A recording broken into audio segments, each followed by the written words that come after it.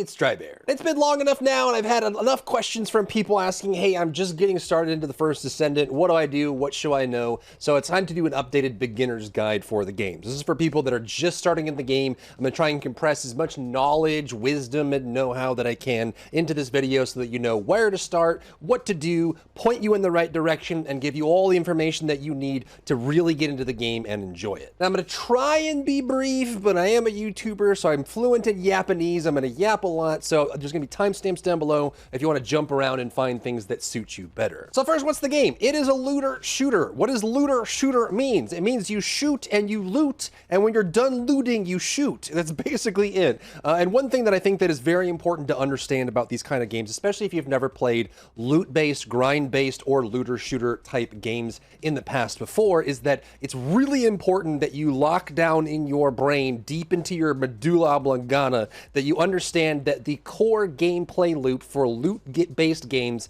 is the grind. The grind is the gameplay. Grinding is what you should expect to do. So if you're jumping into this expecting like a canned full campaign experience and then there's no grinding or repetitive actions happening, you probably need to kind of, disavow yourself of that notion, because a lot of it is going to be grinding, collecting, looking for a drop, not getting the drop, doing it again, that sort of thing. There's a lot of fun to be had in optimizing your builds, finding new ways to build new weapons or characters to put together, and that's kind of what you're looking for. Now, it's been a long time since I've seen this screen, but I wanted to mention this because I think a lot of new players are probably going to get all freaked out, like, oh my god, am I going to pick Bulbasaur or Charmander or Squirtle or whatever? This is the screen you're going to be hit with, and it's going to ask you to choose a character. They might change this at some point, but just so you're aware, these are the characters you choose from. This choice doesn't really matter all that much. It's very likely that you'll end up using one of these characters to complete the campaign. They've already mentioned recently that they're going to shorten the campaign anyways, but if I were to make a suggestion on this front, well, let's first explain the characters.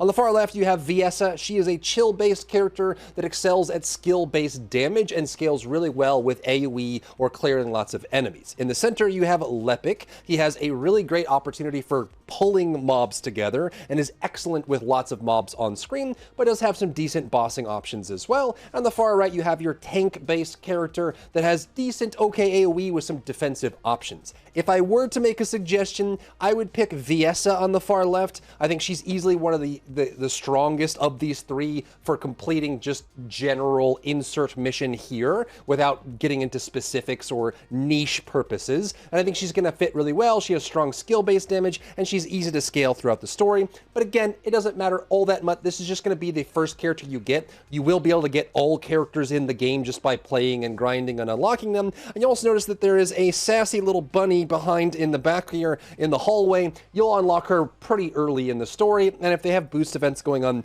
you'll get her for free as well as part of that process. And you also get Freyna pretty quickly and Sharon pretty quickly as part of the story. But just kind of keep in mind that you're going to make a first choice on which character to pick. I would recommend Viessa, but you can pick whatever you want. It really doesn't matter that much. The next thing you need to focus on is completing the campaign. The campaign as it stands right now is about 10 to 14 hours of cool cutscenes, different, it introduces you to the characters of the story, the NPCs you'll meet in town. A lot of these get involved in later releases, story expansions, chapters, things like that. And I think it is worth kind of just taking your time and working through the story as you progress and just, meet the world, meet the characters, that sort of thing.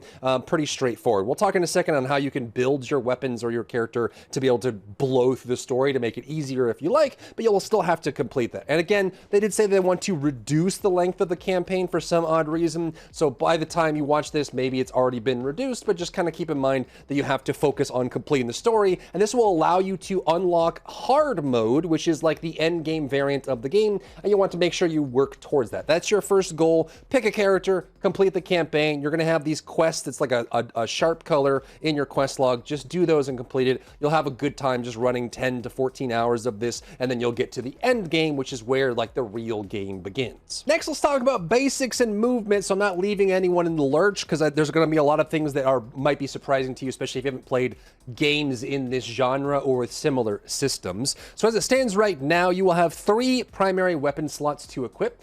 as you go through the game and do missions and stuff, weapons will drop. They all have different rarities and things like that. And in the bottom right corner, you can see that I can swap between these weapons and then use them. They each have their own different ammo types, which you'll see by the color on the weapon itself. Now, if you go into your inventory, open this screen here on inventory, if you click on one of the weapons, there's going to be a useful button here called Weapons List. This tells you the weapons in the game that exist. And it also is useful, as you can see on this, if you like remove my big fat head, you'll notice there are 4 different ammo types. General rounds, denoted by the 3 small caliber rounds with the white color. The special rounds, which is going to be the orange color with the single bullet, the longer high caliber one. Impact rounds, which is going to be green with the 2 bullets. And then purple are the high power rounds, which are usually the bigger weapons in general. You can choose any one of those that you want. You can even run all of the same weapon type and ammo type, but I would recommend if you're just starting out, pick 3 weapons that have 3 different ammo types, because when you're killing enemies, they will drop ammo on the ground and you can pick that up and replenish. So if you have multiple types, it gives you redundancy so you're not running out of ammo all the time. And this is worth mentioning because I actually, once I introduced a friend to Destiny and there were some things that I just didn't explain. He was like, which ammo do I find on the ground and what do the different drops and consumables mean? So I've killed a couple mobs here and you'll notice that these things, like these little capsules here that have this kind of like tubular shape, the color represents the ammo type. So this is actually ammo. And again, if we go here to our weapons list, remember the colors of the ammo over here, the color of the ammo and the color of the drop on the ground is representative of the ammo you get. So you imagine that, you know, if impact rounds like this weapon here, which is green impact rounds, this is going to be green ammo, right? And you can find general rounds, which are white. You can find purple rounds that are high power, so on and so forth. And the special rounds are going to be orange. So these little tubular things, that's ammo. If you run out of ammo, make sure you grab those. There are also replenishable consumables as well.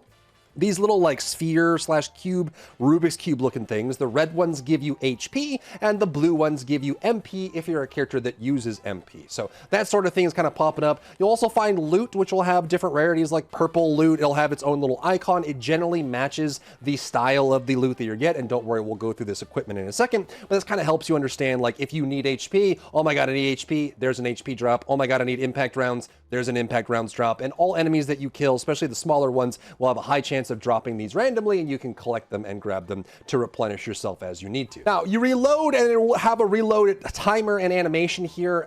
This is cancelable if you care about this sort of thing, but at about when this bar gets to about 60%, you can, cancel that animation. So I can reload and then roll, and you can see that if I reload and roll at the right time, I get the ammo and you can refresh that. You can roll with control on PC. I'm not sure what it is on console. Someone might be able to drop that in the comments, but you can roll. This doesn't have iframes. This isn't a Souls-like game. You're not going to be able to roll out of AoE. You will still get hit, but allows you to kind of clear distance. And, if you have a certain level of cooldown reduction, this is actually going to be faster than running if you care about that sort of thing. But you can kind of roll around this way until you get your hover bike later on in the game where you can go wee and that sort of thing and really get faster and faster. You can also get weapons that increase your speed. You'll notice that when I bring this tactical rifle out, I move quite fast. So you have those options, but just keep that in mind. You'll also notice at the bottom, there's this fist icon, which looks like the Riot logo. That is a sub attack, which is this. You can actually press it to do a melee attack. As of right now, this is one of the most useless things in the game. You never ever have to push it except for one singular purpose. It does basically no damage. There's ways to modify it, but it's so ridiculously weak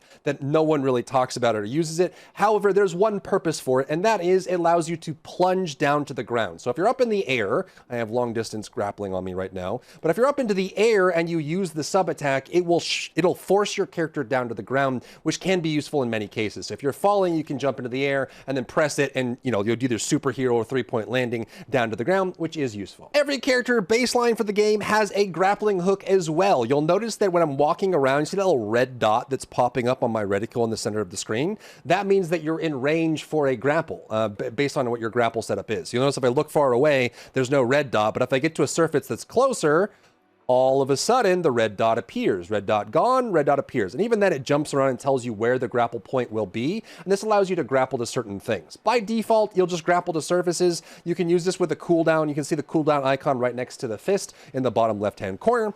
There are modules that modify this. Like, so if I do maneuvering here, you can actually see there is a multi-maneuvering, which gives you, it's a reduced range, but you get multiple charges of the grappling. Most people people in the game, like 90% of the players use midair maneuvering. What this does is when you have this equipped, it means that your grapple will still like go onto surfaces, but allows you to grapple into the air as well. So you can actually hit nothing and grapple. Most people prefer this. I'm a weirdo. I like long distance maneuvering just because it gives us 2 charges and it can hit a surface from further away, which is really cool. I prefer it, but almost everyone uses midair maneuvering. Let's also mention the color of the numbers because it can be confusing for a lot of people as well. If you hit a target, this is probably going to crit. If you hit a target and it doesn't crit, it'll be, that's a bad target. These are all going to be weak to it. So there's different colors for the numbers that you see. These are all weak to it in general. If you hit a target that isn't actually weak to this type of damage, you notice how that's white. White damage is normal damage. It's just basic normal damage. It just means that it didn't crit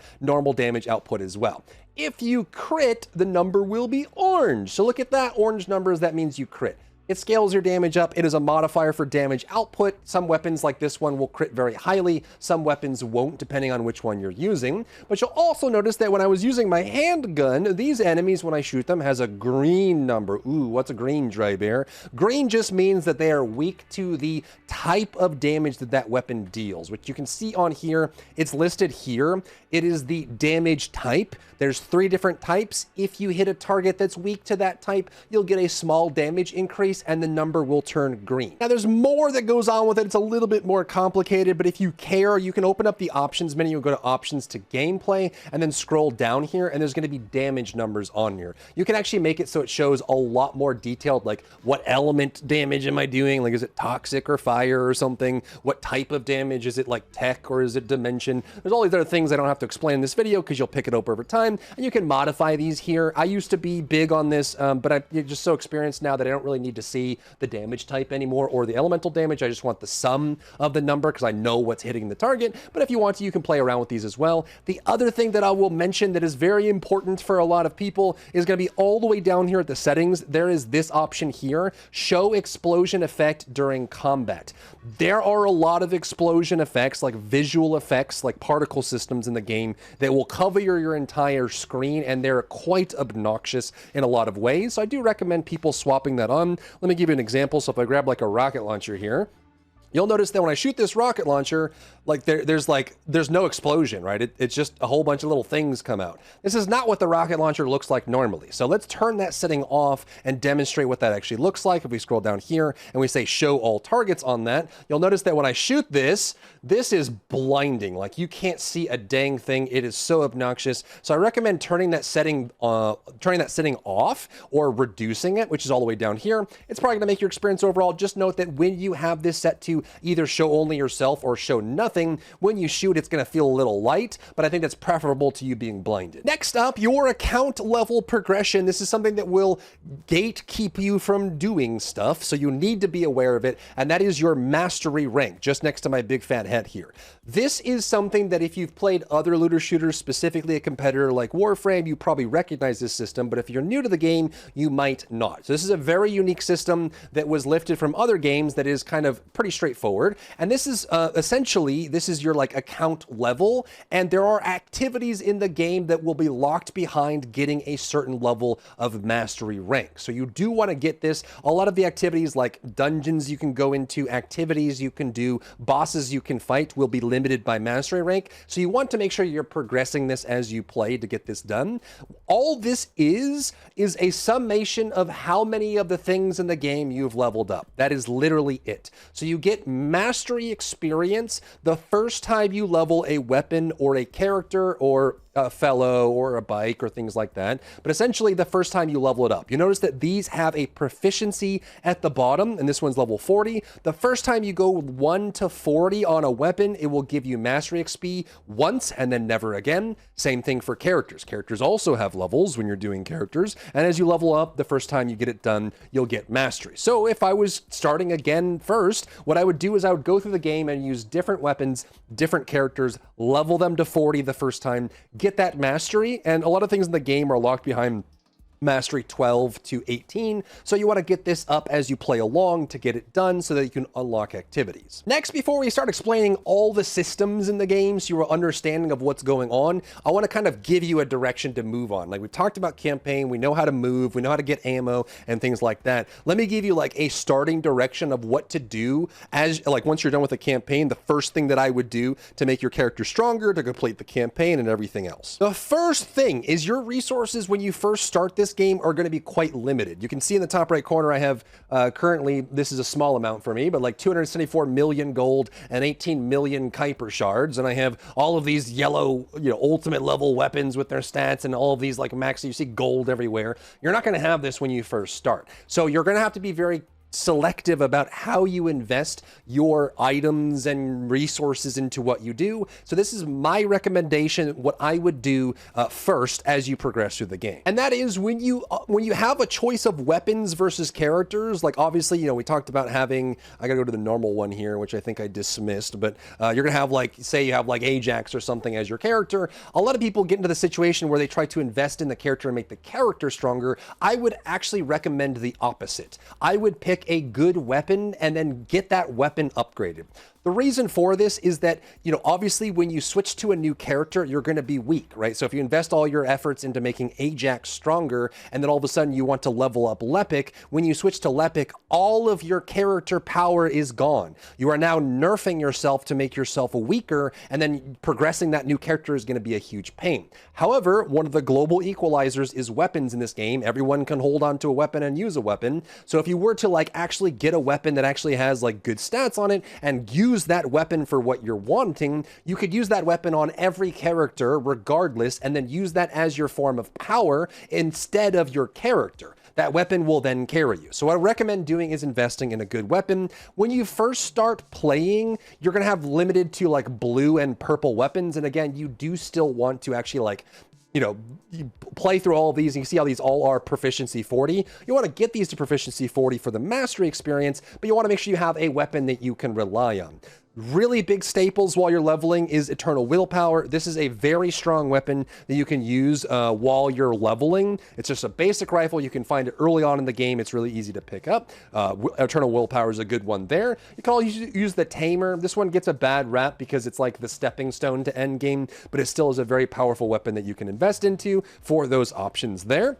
Then as you move into like end game and start farming items, there's like 3 or 4 weapons that are pretty universal and incredibly powerful that I would look at using. I would pick up either the Last Dagger. This is one of the most powerful single target weapons in the game when we don't include specific builds that utilize weapons. So Last Dagger is a great choice. Albion Cavalry Gun is a great choice. You will be forced to farm Thunder Cage early on as well, and this one is also very good while leveling, while you're progressing. Another great choice is going to be, where did it go? Greg's Reversed Fate. This one drops meteors when you shoot, which means it's good for single target, it's good for AoE, it gets you through the game easily. Secret Garden is also a great one, but it's a lot harder to farm with low drop rate, so it's going to take you longer to get there. So I would kind of prefer towards Greg's Reverse Fate. You can use that. Nazasher's Devotion is another one that's pretty easy to farm and quite powerful for single target as well. And generally, you're not going to be using high power round weapons that early on because the ammo that you get for purple rounds is pretty scarce. And so unless you have ways to generate ammo,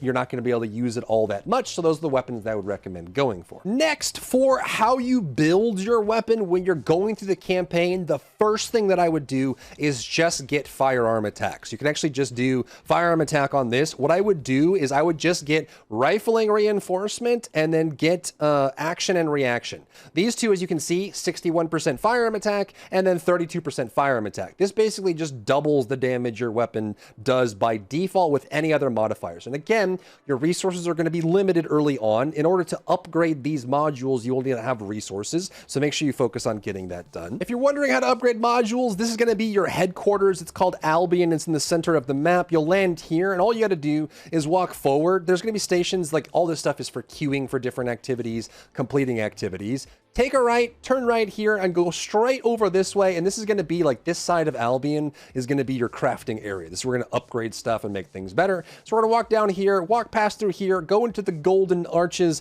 and walk over to this guy. As you can see, the icon looks like a module. You're going to walk over here, talk to him, and then do enhance module. So those modules we talked about, you're going to click this, and then you'll be able to upgrade it here. And that's all you would need to do. The next thing I would do for the campaign is just add HP and defense to your character in general. So if we were to just get like, you can just get a very cheap blue module, increased HP, and then you can do defense, get a defense option, increase defense. If you run increased defense and increased HP, this will allow you to complete the campaign. It just makes it so you're a little bit more survivable. And again, same thing, equip these. These are easy to get, low quality modules, upgrade them at this guy right over here, and you'll have enough HP, enough defense, and then power for your weapons that will be usable for you so you can clear content as you work your way towards endgame. Then once you have a weapon that's decent, then you can start working on characters, because that weapon will carry you to be able to farm and upgrade your Descendants. When it comes to Descendants, I would strongly urge you to either, there's two different characters that I would recommend for the early characters.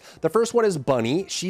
They make you do it as part of a quest. You unlock her very early and easily, and she's incredibly powerful, one of the gateway characters. She's fast, has lots of AoE, and again, if you already have a weapon built, you can use her to clear all the scores of mobs that are on the screen, and then use the weapon to kill any tanky bosses or things like that, and that will clear basically the entire game until you get to end game for you if you'd like. The other one I'd mention as well, because she kind of has fallen into that same niche, is going to be Luna. She's not as easy to farm, but you can get her as a normal Descendant quite easily, and once you do, she has a lot of really great builds and good AoE that will carry you in the exact same way that Bunny is, though she's not quite as fast. So I think Bunny is definitely the easy gateway character for a lot of players. Now, it's a huge shame that this is going to be locked from a later game activity on the Void Vessel, but the next thing that I would try to work towards once you get to end game is to farm up a fellow. This is your little companion. He walks around with you, super cute, and you can name them and all that sort of thing. But the main reason why I recommend working towards a fellow as soon as humanly possible is because they have a very important function,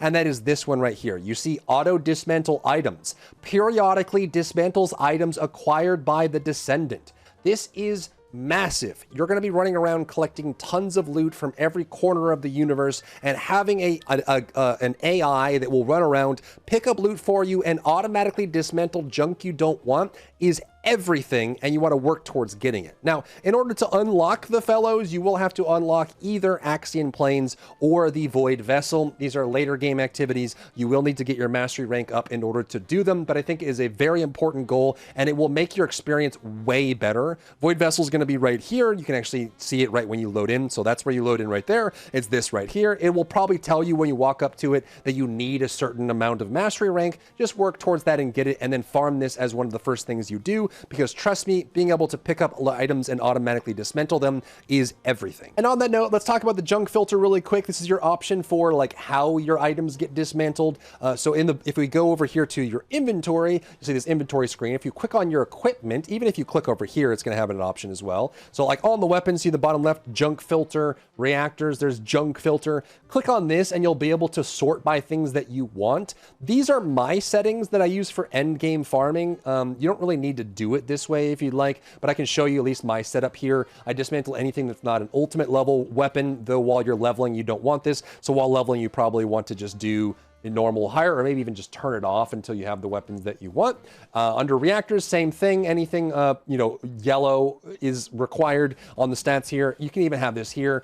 You can upgrade stats on these, so this isn't super important, but just keep that in mind. And then same thing for external components. I have this on blue because there are still components that could be quite good in the stats that are on them that are there. But that's going to be the piece there. You're going to get this while leveling. You want to have a reactor equipped at all times. It will probably have a tutorial that teaches you how to do that. So this is gonna be your reactor slot. These will drop normally. You will have to use blue and purple ones while you're leveling, but when you get to end game, you're gonna be using yellow ones because they have the highest upside. You'll notice on it, it says the element type and the ability type. So this is a non-attribute tech ability, a tech reactor. So if you go to your character, so go here like to the character, you'll notice in the top left corner under my face, you've got on the ability itself, it says non-attribute tech, right? So if you have a reactor that increases non-attribute attribute and tech, you want to match that to the skills that you have listed, because, you know, just under the video, like right under her feet there, you see it says non-attribute tech on it. This ability will be modified it, but if we go to this ability, you'll notice this one is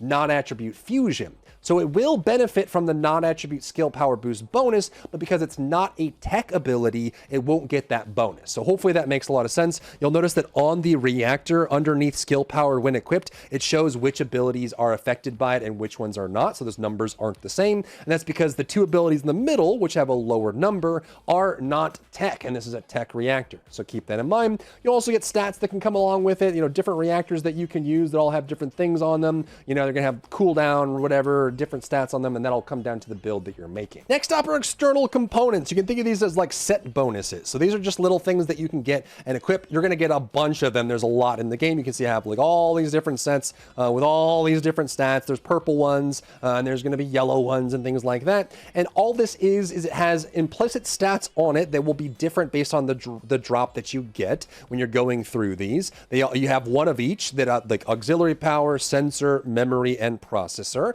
And you'll notice on the set effect, there's a 2-set bonus and a 4-set bonus. Super simple. You're either going to run 1 set for all 4 of them to get the 4-set bonus, or you're going to do 2 pairs of 2, a 2-set and a 2-set, which is perfectly fine. Like I can take this and put these on here, right? And you'll notice that on this, the 4-set bonus for this reactor set, the Enlightened Mage, has gone away. And all of a sudden I have 2-set for Enlightened Mage and 2-set for ballistic trackers, but that's just kind of how that system functions. Next, you're going to spend a lot of time farming, looking for drops, trying to find things. Let's talk about how you can locate the things you're looking for and figure out where they come from, and also make sure you're making the right decisions to farm that. This is like farming your fellows, farming your characters, farming your weapons, farming hover bikes. Everything's going to be farming.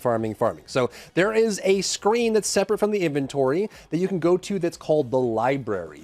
I actually have this rebound. I'm not sure what this is in game, but this library is massive. This is a codex that you can reference for everything in the game and where to find it. So if you go over here to Descendants, you can see all the Descendants in the game. You can actually click on them and it tells you the items that you need to farm. You can hover over these and it gives you a key prompt on how you can track the items and figure out where they come from. On PC, you can see that it's F on these, so I can press F and it tells you all the locations that these come from. And then I can click on it too. So I can click on this and it takes you to the queue to do that activity if that's what you're trying to find. So all of that is listed there. Some of these things are crafted, so you can see that this is crafted based on these items. You can find those there. However, I'm going to have to change this actually if we take this away. You can go over here to one of these and you can notice that there is a second button called Tracking On. You can press U on PC, whatever it is on console. You select that and you'll notice that this is now in my target item list. And so when you're walking around, you can press U on PC.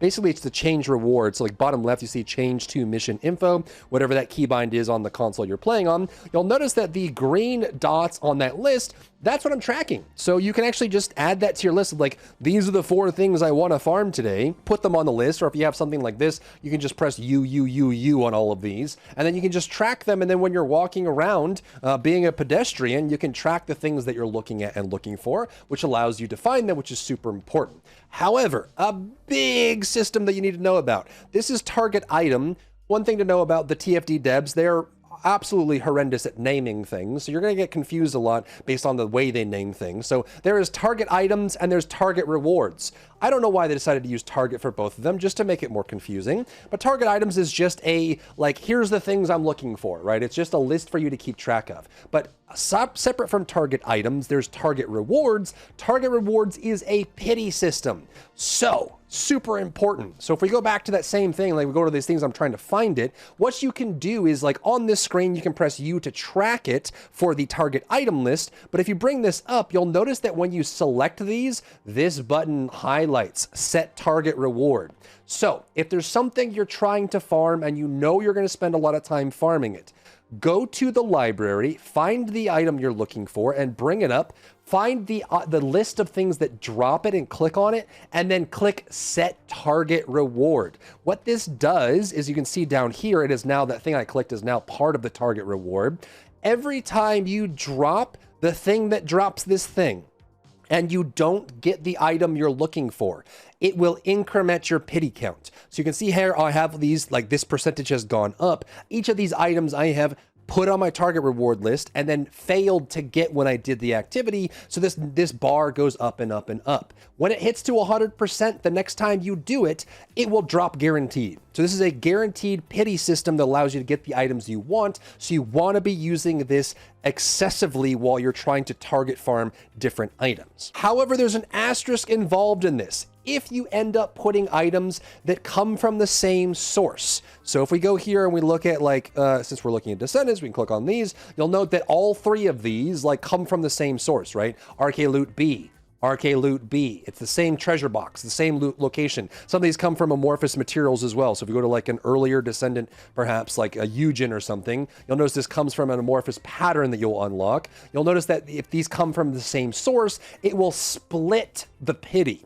So you want to make sure that you farm one thing from one source at a time. Each of these boxes I currently have selected come from different sources, so it's fine. But if you put a bunch of items from the same source drop, if you get 3% pity on that when you don't get it, it's going to divide that 3% across all of them, which will slow your progress. So one item per source, you can track it that way. When it pities up to 100%, you get the item guaranteed, and it makes it easier. The other thing worth mentioning on this front is going to be the amorphous materials. They've recently started, I mean the last year or so, they've started doing drops from these like boxes. You'll see this on the newer stuff, so like Ultimate Luna is new. You'll notice you have the Arche Loot B box, and you have like this other box, like this research box. This is like the new system. The old system is the amorphous materials, and these come from like outposts and dungeons and things. And you're going to see a lot more of these when you first start playing. So all you have to do is go to the activity that drops these, like a dungeon or something, get the amorphous material, and then you have to walk over here. So again, this starts over there.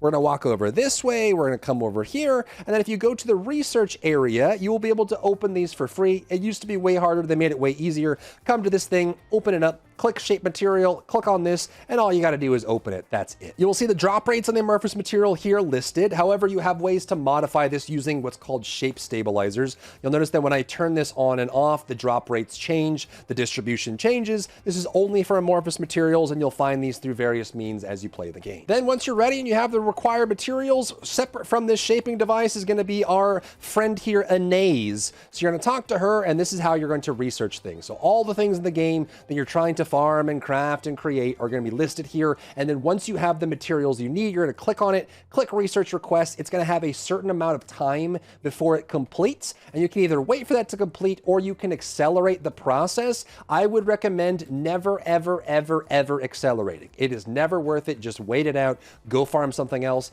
But if you have a lot of disposable income and you want to use this hard currency, this premium currency to do it, you can. I just wouldn't recommend it for literally anyone. Just buy skins if you have extra currency.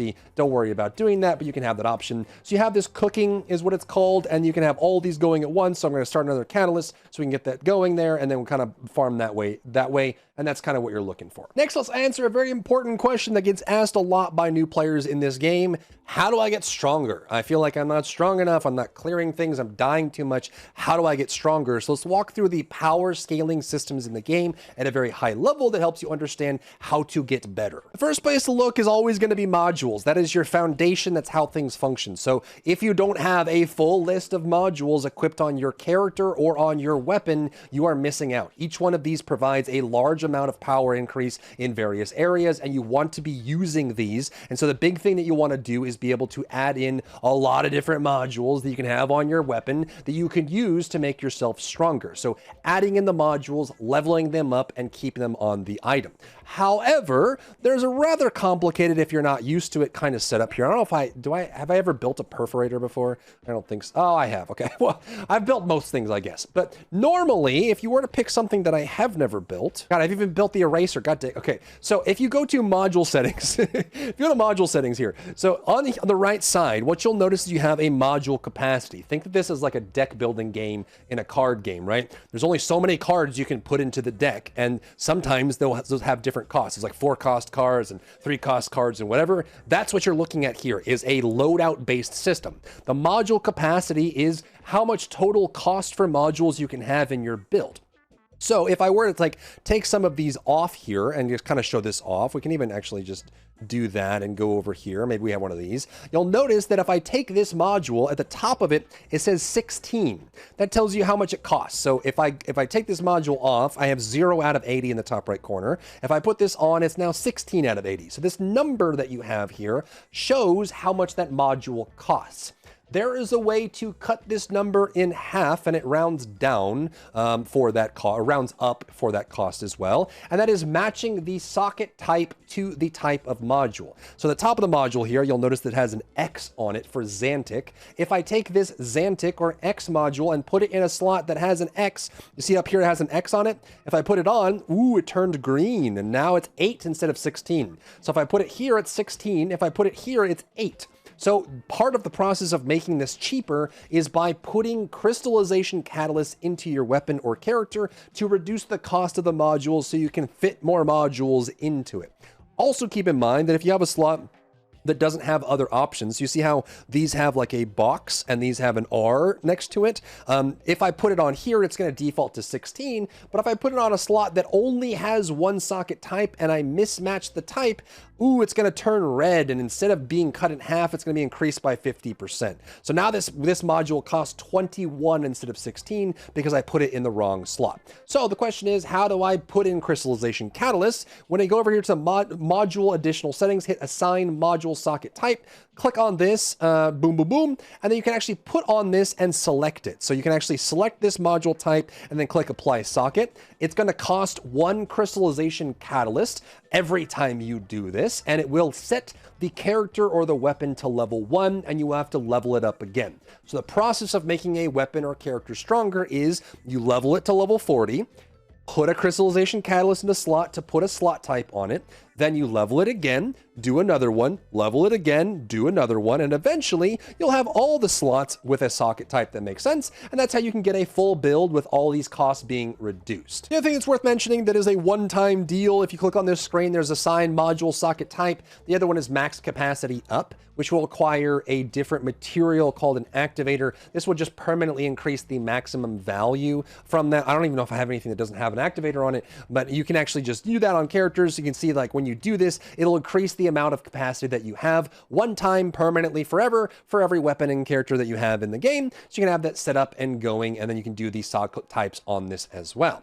When it comes to like the lower quality gear, like the purple and blue weapons, you probably don't need to do any of this stuff until you get to yellow weapons. Like I said, if you have one of these, you don't need to actually go, I guess this would be a good example. So I can go max capacity, and notice it takes an energy activator to do this to increase it, but it gives us 30 extra points on the weapon, which allows us to put more modules in. And you can also go up here and go to assign module type, and you can put these on the slot as well. Did I put these on? I'm so crazy. So you have those on there as well. So I would recommend doing these on purples or blue weapons. Like I said, a couple modules, all you really need to get the game done until you get your first yellow weapon. Then you can invest in those, because all the purple weapons are just worse than the yellow weapons in the game, so you don't really need to invest in them in general, but just keep that in mind. So that's the first stop. Make sure you have good modules, then you have your capacity increase so you can fit all those modules in one slot and make it work properly. So you have that set up for both your character and your weapon, but again, I recommend doing weapon first so you can slot between different characters. The next thing is going to be your reactor. If you're using skill damage, the reactor will give you those 2 passive slots, those stats that help you out quite a bit, and then make sure it lines up. As we saw before, different descendants and are going to have different elements and different, like Freyna is a toxic character. So if you have a non-attribute reactor on a toxic character, you're missing out on a massive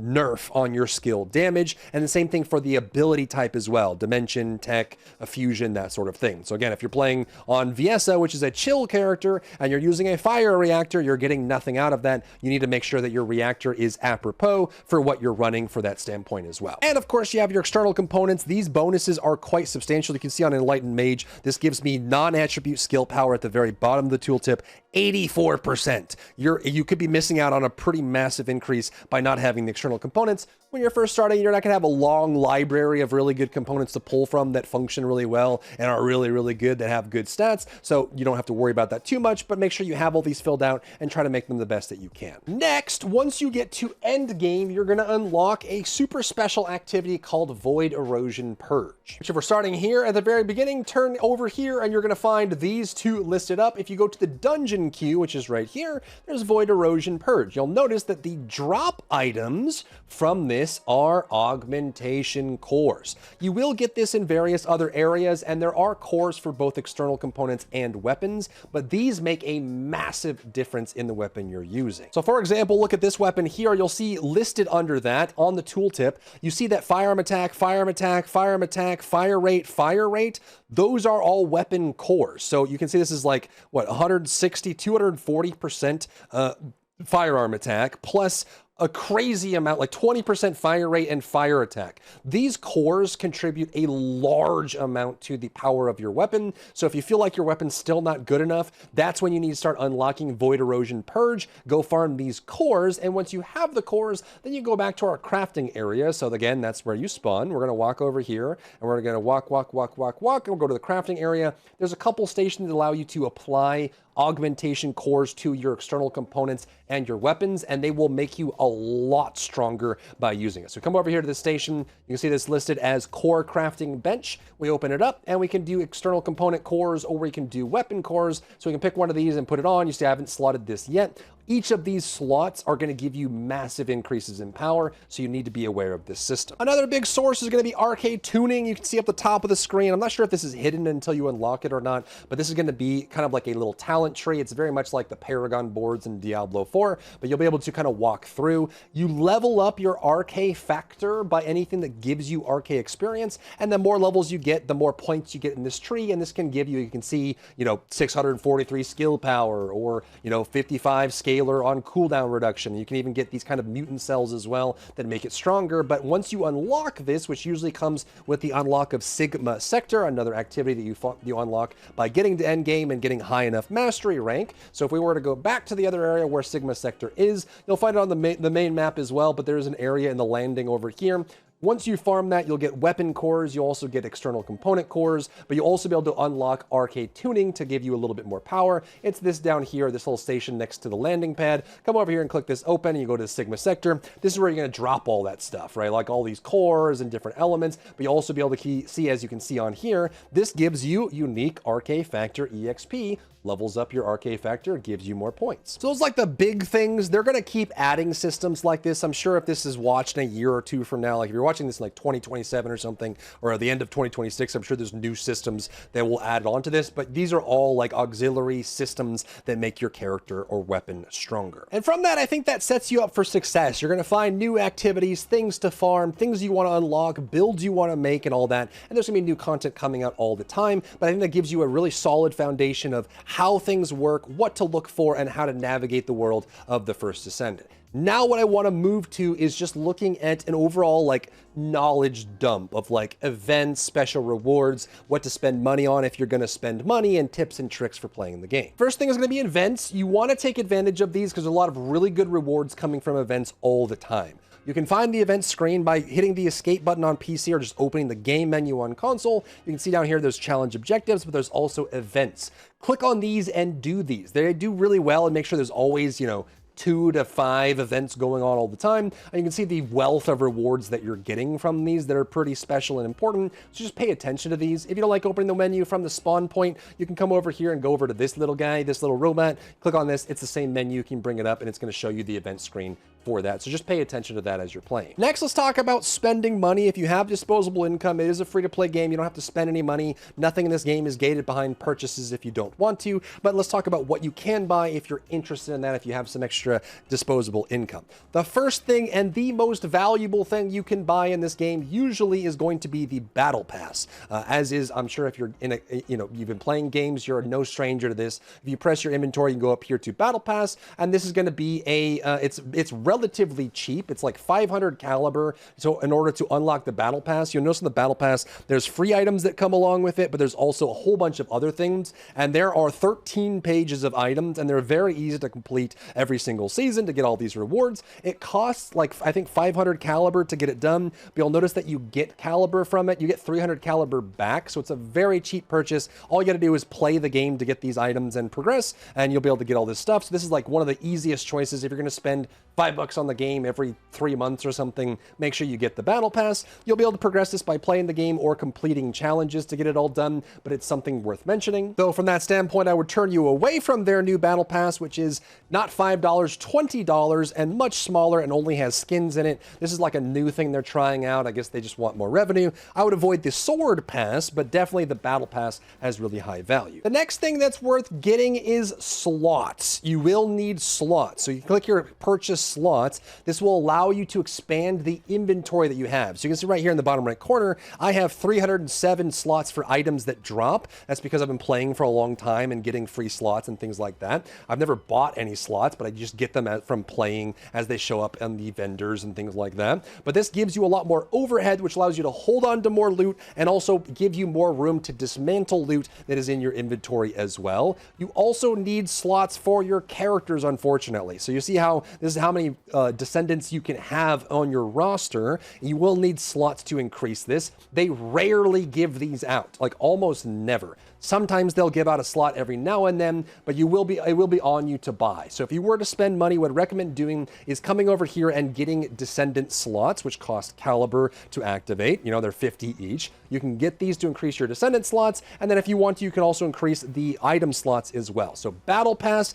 item slots, Descendant slots. You don't need to spend money on anything else unless you really want skins and cosmetics. Now, if you're going to buy skins, one thing that I would mention is we go to the shop here and look at this stuff, they will discount you if you own things, and they will try to trick you into buying stuff that you normally wouldn't buy. So if we go to the Descendant bundles here, like these Ultimate Descendant bundles, like you see this Ultimate Luna bundle here, I would again recommend never buying a character. Don't buy weapons, don't buy characters.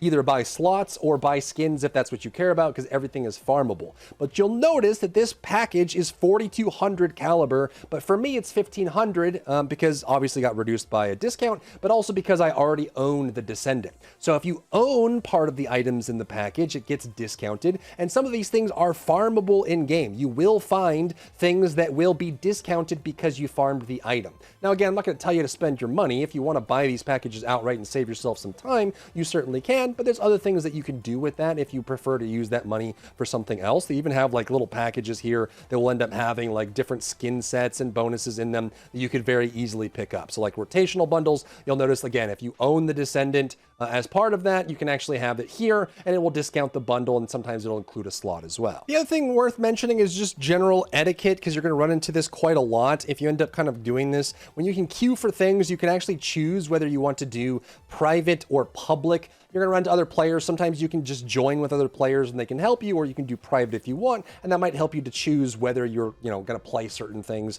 or play a certain way. Another thing worth mentioning, if you're playing a multiplayer, like if you're in single player and you die, you will just respawn. But if you're playing multiplayer, you will go into a state of incapacitation called down but not out. You will see this abbreviated as DNBO in game, but I'm about to die here. You die, you'll lose the life if you're in single player, but if you're in multiplayer, you'll get downed onto the ground.